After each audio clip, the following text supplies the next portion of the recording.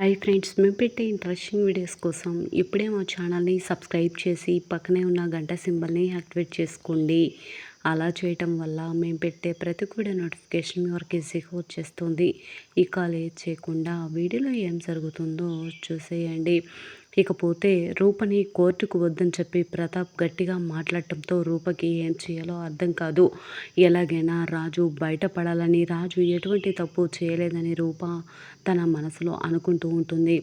ఇకపోతే కోర్టులో రాజుకి శిక్ష ఖరారు చేయటంతో రూప మందారాన్ని తీసుకొచ్చి అందరికీ షాక్ ఇచ్చిందని చెప్పుకోవాలి. మందారం కోర్టులో దీపక్కే తనని చంపాలని చూశాడన్న నిజాన్ని బయటపెట్టడంతో దీపక్కి ఉరిశిక్ష ఖరారు చేయడం, రాజు నిర్దోషిగా బయటపడడంతో అందరూ కూడా చాలా సంతోషపడుతూ ఉంటారు. దీపక్ చంప పగలగొడతాడు ప్రతాప్.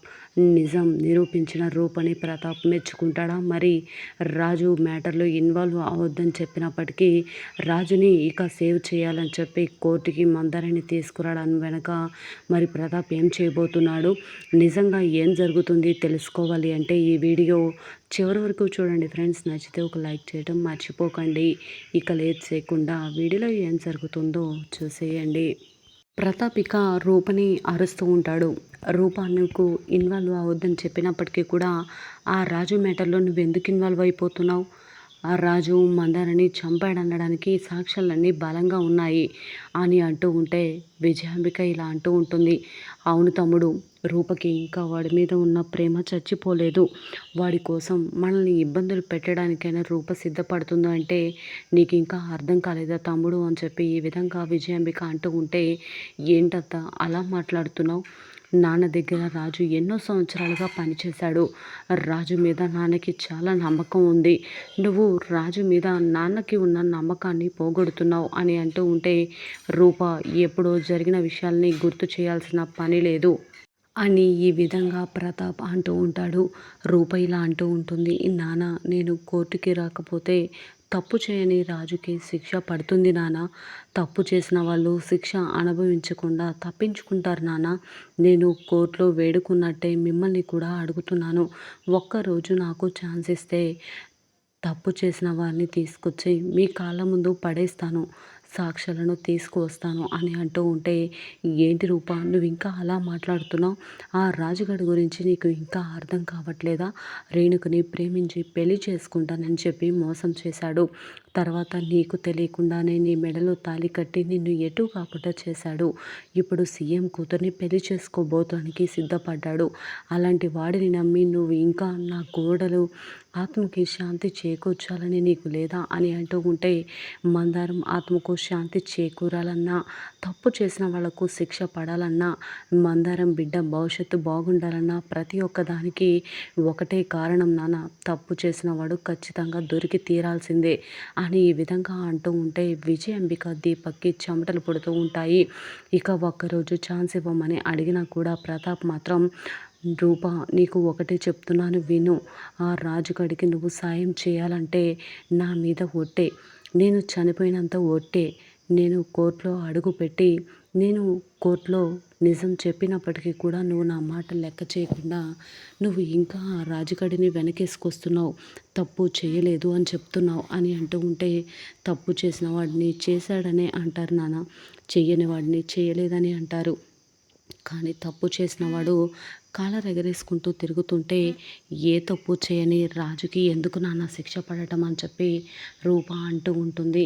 ఇంకా నువ్వు ఆ రాజుని వెనకేసుకొస్తున్నావంటే నిన్ను ఏమనాలో కూడా అర్థం కావట్లేదు రూప అని చెప్పి ఈ విధంగా ప్రతాప్ అంటూ ఉంటాడు. రూప అనే ప్రతి మాటకి కూడా సమాధానం లేకుండా అలానే నించుండిపోయి ప్రతాప్ ఇలా అంటూ ఉంటాడు. ఏది ఏమైనా సరే నీకు చెప్తున్నాను విను. ఖచ్చితంగా నువ్వు రేపు కోర్టుకు వచ్చి నువ్వు నిజాలు బయట పెడతాను అది ఇది అని మాట్లాడడం పక్కన పెట్టి ఖచ్చితంగా ఇంట్లో నోరు మూసుకొని పడుండు అని చెప్పి ప్రతాప్ అంటూ ఉంటాడు. లేదు నాన్న, నా మాట వినండి నాన్న అని చెప్పి ఎంత రూప మొత్తుకున్నప్పటికీ కూడా ప్రతాప్ మాత్రం అస్సలు ఒప్పుకోకుండా ఉంటాడు.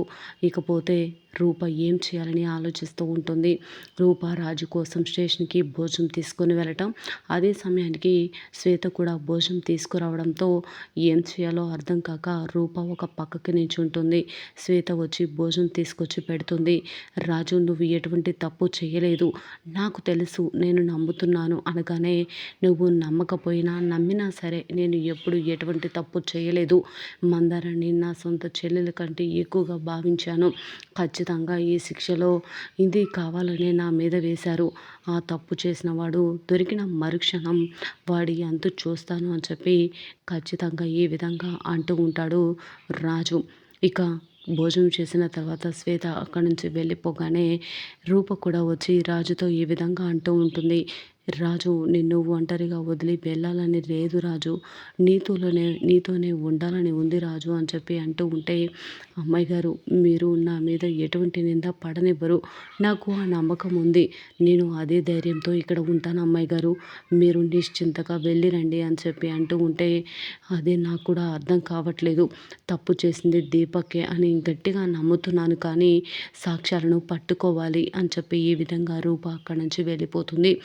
ఇకపోతే ఉదయాన్నే కోర్టుకి అందరూ కూడా హాజరవుతారు. జడ్జి గారు వస్తారు. రాజుని ఎటువంటి సాక్ష్యాధారాలు తీసుకురానందువలన రాజుని ఇక దోషిగా అంటూ ఉంటారు. రాజే తప్పు చేశాడని అంటూ ఉంటే ఖచ్చితంగా తప్పు చేసిన వాడికి శిక్ష పడాల్సిందని చెప్పి కోర్టులో జడ్జి గారు ఇక శిక్ష ఖరారు చేయడంతో అప్పుడే ఇక రూప జడ్జి గారు ఒక్క నిమిషం అని చెప్పి రూప మందారాన్ని తీసుకొచ్చి అందరికీ కూడా షాక్ ఇస్తుంది. అందరూ కూడా అలానే చూస్తూ షాక్ అయిపోయి అలానే నించుండిపోతారు. మందారాన్ని తీసుకురావడంతో ముత్యాలు అలాగే అప్పలనాయుడు ఇద్దరు కూడా లేచి నించుంటారు. ఇక వెంటనే ఏం చేయాలో అర్థం కాక విజయాంబిక దీపక్కి చెమటలు పడుతూ ఉంటాయి. ఏంటి మమ్మీ మందారం చచ్చిపోలేదా అనగానే, నువ్వు ఏ పని చేసినా సక్రమంగా చేసి చావవు కదా, అది ఇంకా బ్రతికే ఉంది, ఇప్పుడు అది నోరు తెరిచి నీ మీదే చెప్తుంది, ఖచ్చితంగా నీకు ఉరి శిక్ష పడుతుంది దీపక్ అని చెప్పి దీపక్కి ఉరి శిక్ష వేస్తున్నట్లు అంతా కూడా ఊహించుకుంటూ ఉంటుంది. ఇక విజయాంబిక ఇక వెంటనే మందారాన్ని తీసుకురావడంతో మందారాన్ని కోర్టులో సబ్మిట్ చేయమని చెప్పగానే ఇక మందారం వచ్చి కోర్టులో నిజాలు చెప్పడానికి నించుండిపోతుంది. ఇక నన్ను చంపాలని చూసింది రాజన్న కాదు, రాజన్న నన్ను సొంత చెల్లెల కంటే ఎక్కువగా చూసుకున్నాడు, రాజన్న ఎప్పుడు కూడా ఎటువంటి తప్పు చేయలేదు అని చెప్పి అంటూ ఉంటే ఇక ఏం చేయాలో అర్థం కాక రూపాలని చూస్తూ ఉంటుంది. రాజు చాలా సంతోషపడుతూ ఉంటాడు. రాజు నిర్దోషిగా బయటికి రావడంతో మరిక మందారం రాజునైతే నిర్దోషిగా బయటికి రానిస్తుంది, కానీ తప్పు చేసింది దీపక్కే అన్న నిజాన్ని బయట పెడుతుందా? ఎందుకు అంటే తన భర్తకు శిక్ష పడడం, మరి మందారం నిజంగా తన కొడుకు భవిష్యత్తు గురించి ఆలోచించి ఇక మందారం దీపక్ గురించి బయట పెడుతుందా? మరి బయట పెడితే దీపక్కి ఉరి శిక్ష ఖరారు చేస్తారు కాబట్టి మరి ఇక తన కొడుకు భవిష్యత్తు గురించి ఆలోచించి మందారం నిజం బయట పెడుతుందా? మరి ఏం జరుగుతుంది అనేది చూడాల్సిందే.